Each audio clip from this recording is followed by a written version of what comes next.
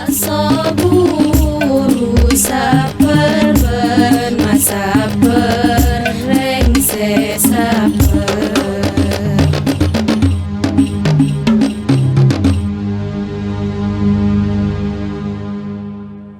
Assalamualaikum warahmatullahi wabarakatuh. Alhamdulillah wala haula wala quwata illa billah. Wassalatu wassalamu ala Rasulillah Sayyidina wa habibina Muhammad ibn Abdullah wa ala alihi wa ashabihi wa man walah, amma ba'du. Malam ini kita mulai kajian kitab tafsir Taisir Al-Karimir Rahman karangan Syekh Sa'di pada surat Al-Alaq atau surat Iqra. A'udzu billahi minasyaitonir rajim. Bismillahirrahmanirrahim. Iqra bismi rabbikal ladzi khalaq. Khalaqal insana min 'alaq. Iqra wa rabbukal akram alladzi 'allama bil qalam. 'Allamal insana ma lam ya'lam. Qala Syekh Al-Imam As-Sa'di rahimahullahu ta'ala wa nafa'ana bi ulumihi amin. Hadhihi surah awwalu suwaril Qur'aniyah nuzulan ala Rasulillah sallallahu alaihi wasallam. Surat ini adalah surat yang pertama kali turun kepada Rasulullah sallallahu alaihi wasallam. Tapi tidak seluruh surat, 5 ayat pertama. Fa innaha nazalat alaihi fi mabadi'in nubuwwati.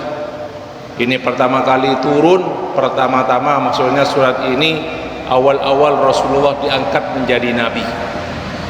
Idh kana la yadri mal kitabu walal imanu. Di mana Rasulullah ketika itu tidak tahu apa itu Al-Qur'an, tidak tahu apa itu iman. Faja'ahu Jibrilu alaihi salatu wassalamu birrisalah. Kemudian datanglah kepada beliau Rasulullah Jibril, malaikat Jibril. Kemudian wa amarahu an yaqra'a famtana. Malaikat Jibril memerintahkan Rasulullah untuk membaca, tapi Rasulullah menolak. Dan beliau berkata, ma ana biqari'in, saya tidak bisa baca.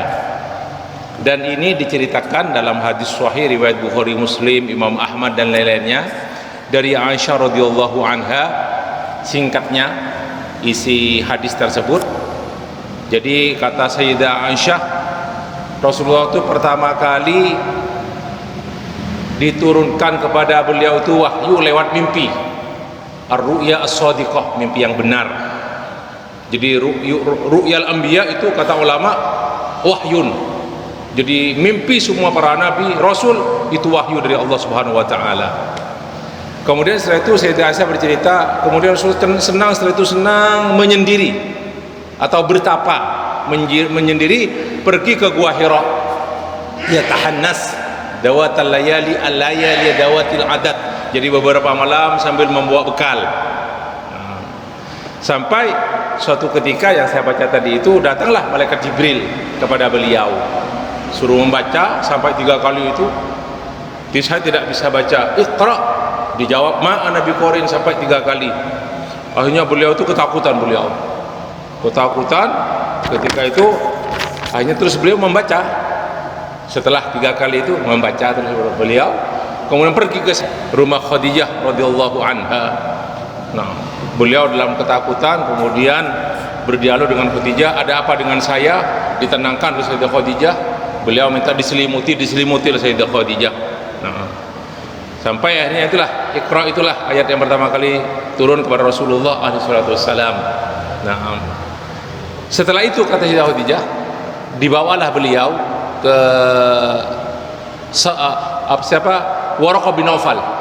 Waraqah bin Nawfal ini sepupu dari Sayyidah Khadijah, anak dari paman Sayyidah Khadijah radhiyallahu anha.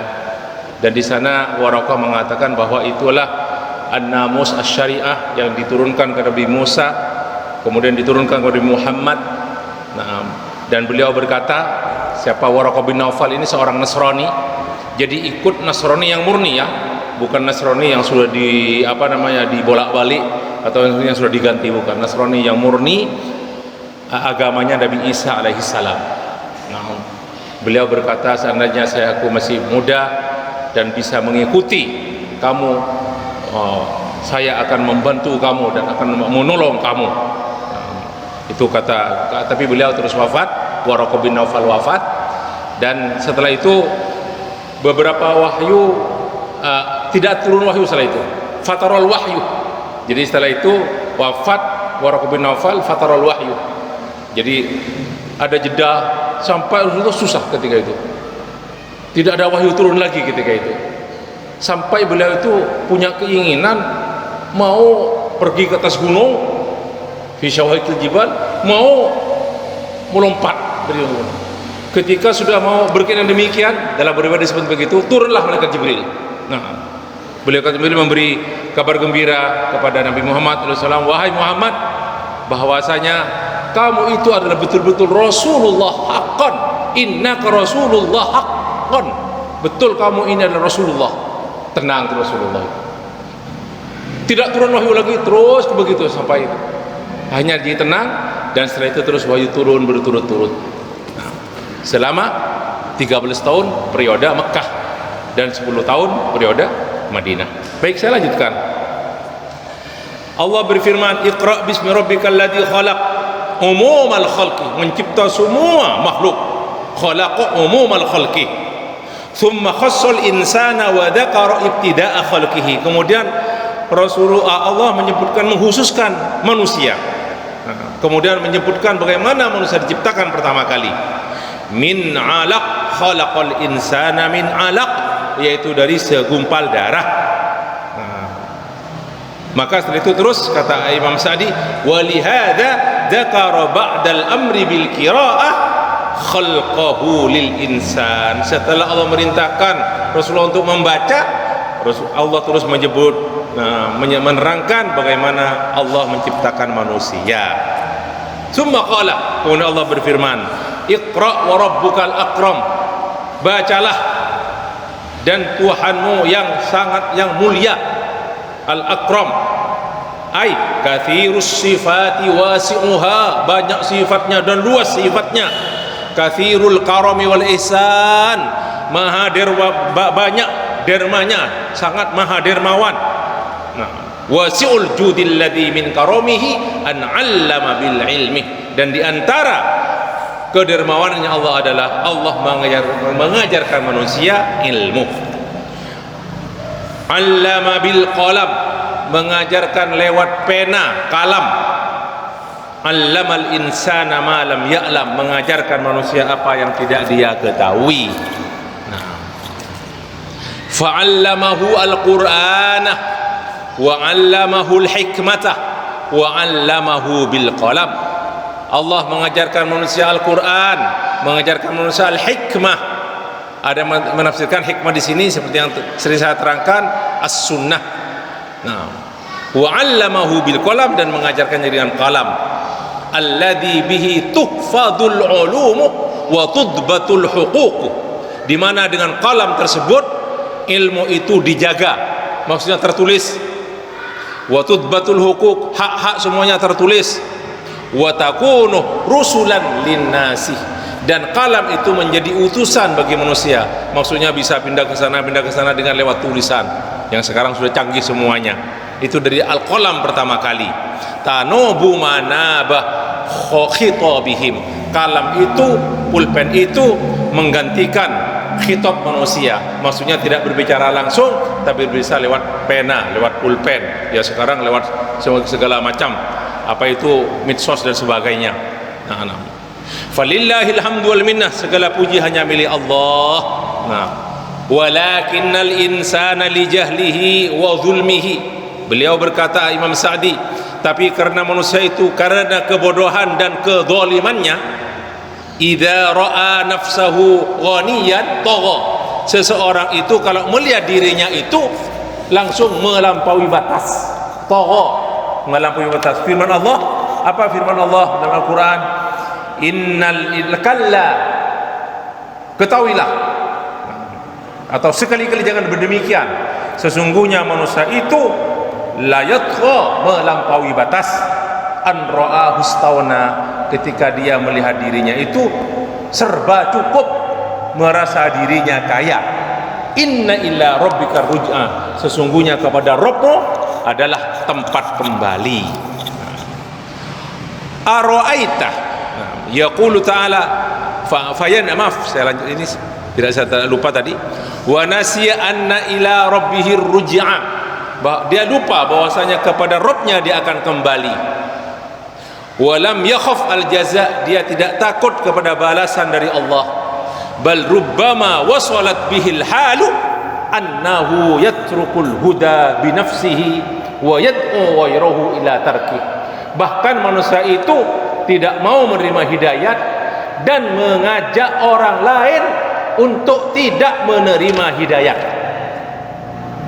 Fayanha anis sholati, dia melarang solat, allati hiya afdalu a'malil iman, padahal solat itu paling utamanya perbuatan keimanan.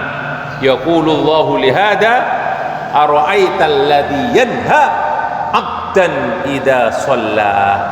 Di sini ditujukan ini ara'aita, bagaimana pendapatmu, itu mana ara'aita, bagaimana pendapatmu wahai orang yang melarang solat. Ara'aital ladzi yanha, wahai orang yang melarang solat, bagaimana pendapatmu? Nah, ara'aital ladzi yanha abdan idza shalla, seorang hamba ketika dia solat. Nah, dan di sini sababun nuzulnya disebutkan karena Abu Jahal ini ketika di Mekah, Abu Jahal itu melarang Rasulullah ketika sholat. Nah, turunlah ayat ini.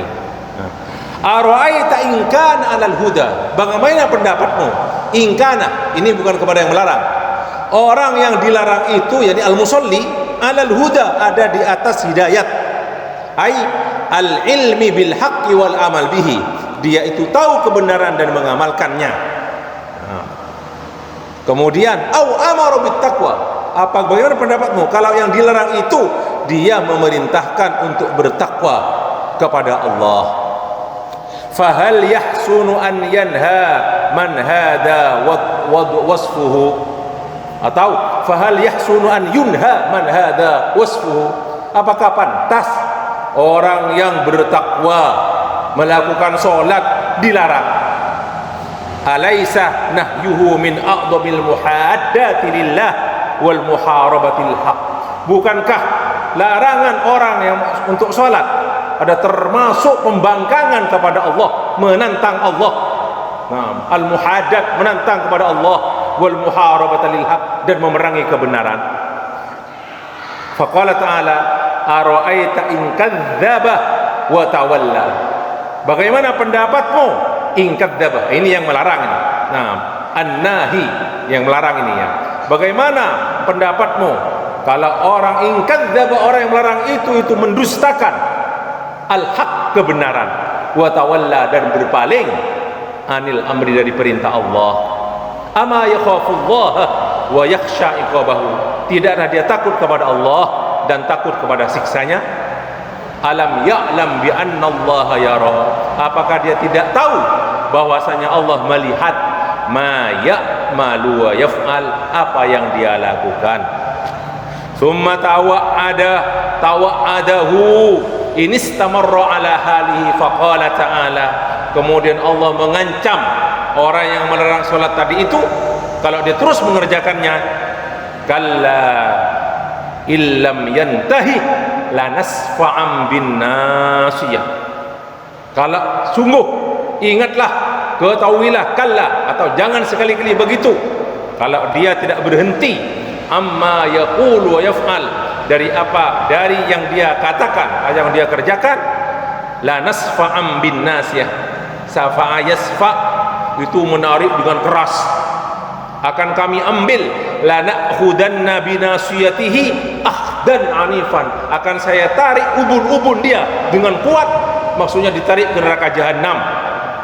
Wahiyya haqiqatun, kata Imam Sa'di bidzalik, dan itu hakikat kelak di neraka, sungguh akan terjadi.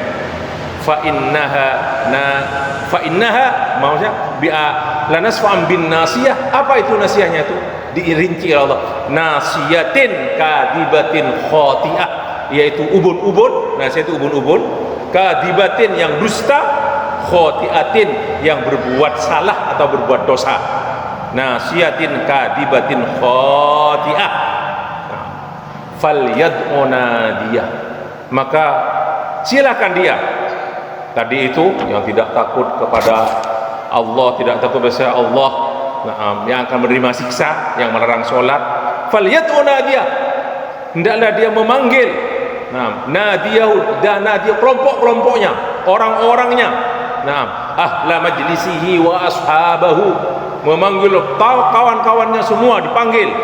Wa man haulahu liyu'inuhu, ala ma nazala bi, agar supaya orang yang dipanggil itu teman-temannya, kelompoknya, supaya dipanggil mereka untuk apa? Menyelamatkan dia, membantu dia kalau bisa, kata Allah. Sanad'uz zabaniyah, dan kami akan memanggil malaikat-malaikat zabaniyah yang diperintahkan oleh Allah untuk menyiksa orang-orang yang masuk ke neraka az-zabaniyah. Yani khazanata jahannam li akhdihi wa uqubatihi, yaitu malaikat penjaga neraka untuk menyiksanya. Falyundur, makalah hendaklah dilihat, ayyul fariqaini aqwa, mana yang lebih kuat kelak, apakah para malaikat atau orang-orang yang masuk neraka dengan bala orang-orang yang membantu mereka semuanya. Fahadihi halatun nahi wa ma tu'ida bihi minal uqubah, dan itulah kelak yang akan didapat oleh orang yang melarang sholat, dalam hal ayat ini maksudnya, dan apa yang diancam baginya dari siksaan kelak di neraka. Wa amma halatul manhi, adapun orang yang dilarang sholat, fa'amarahu Allah ta'ala an la yusghiyah ila hadan nahi, Allah memerintahkan kepada Nabi Muhammad yang dilarang oleh Abu Jahal untuk sholat, untuk tidak memperhatikan, tidak mendengarkan apa yang diucapkan Abu Jahal yang melarang itu. Wala yanqadah linahyihi, dan tidak tunduk kepada larangannya. Faqala ta'ala kalla, jangan demikian, sekali-kali jangan demikian. La tuti'hu, janganlah kamu taat kepadanya. Jadi taat kepada orang yang melarang sholat tadi itu. Wasjud, dan sujudlah kamu li rabbika, kepada Rabbmu. Waqtarib, dan mendekatlah. Waqtarib minhu, mendekatlah kamu kepadanya. Fis sujudi, ketika sujud. Dalam satu hadis sahih, aqrabu ma yakunul abdu min rabbihi fi sujudihi fa aktsiru fihi minad du'a, paling dekatnya seorang hamba kepada Rabbnya di saat dia sujud, maka perbanyaklah ketika sujud berdoa. Dalam satu riwayat, faqaminun an yustajabalah, karena ketika sujud lebih pantas, paling pantas untuk diterima atau diijabah doanya. Kemudian qala al-Imam As-Sa'di wa ghairihi min anwa'it ta'ati wal qurbat, bukan hanya ketika sujud mendekat diri kepada Allah, tapi mendekatkan diri dalam segala macam ketaatan dan semua macam kependekatan, pekerjaan yang mendekatkan kepada Allah Subhanahu wa taala. Fa innaha kullaha tudni min ridahu wa tuqarribu minhu, karena semua ketaatan itu akan mendekatkan seorang hamba kepada Rabbnya. Wa hadza amun likulli na'in anil khairi wa manhiyin anhi, dan ini semuanya perintah kepada Allah. Orang yang ketika menjauhkan diri kepada kebaikan, segera dia mendekat kepada Allah.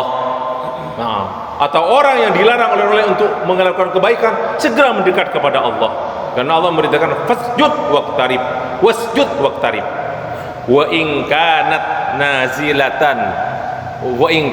nazilatan, walaupun ayat ini, kata Imam As-Sa'di, nazilatan fi sya'ni Abi Jahlin, walaupun surat ini, ayat ini turun berkenaan dengan perbuatan Abu Jahal, hina naha Rasulullah anis salati wa abatha bihi, ketika Abu Jahal mempermainkan Rasulullah waktu sholat, maksudnya di Mekah, dan melarang dia untuk sholat. Tapi ini untuk semua umat, untuk kita semuanya, supaya kita mendekatkan diri kepada Allah Subhanahu wa Ta'ala dan banyak bersujud. Ketika kita menjauhkan diri dari kebaikan atau merasa jauh dari kebaikan, mendekatkan diri dengan sujud atau dengan ketaatan lainnya kepada Allah Subhanahu wa Ta'ala. Demikian ikhwani kajian kita malam hari ini di surat Iqra atau surat Al-Alaq. Insyaallah kita lanjutkan di surat-surat yang lain, dan surat setelah Al-Alaq yaitu surat Al-Qadar. Inna anzalnahu fi lailatul qadr. Insyaallah taala mari kita akhiri liqa ini dengan kafaratul majlis. Subhanakallah wa bihamdika asyhadu an la ilaha illa anta astaghfiruka wa atubu ilaik. Wassalamu alaikum warahmatullahi wabarakatuh. As-saburu sabar bermasa berengsek.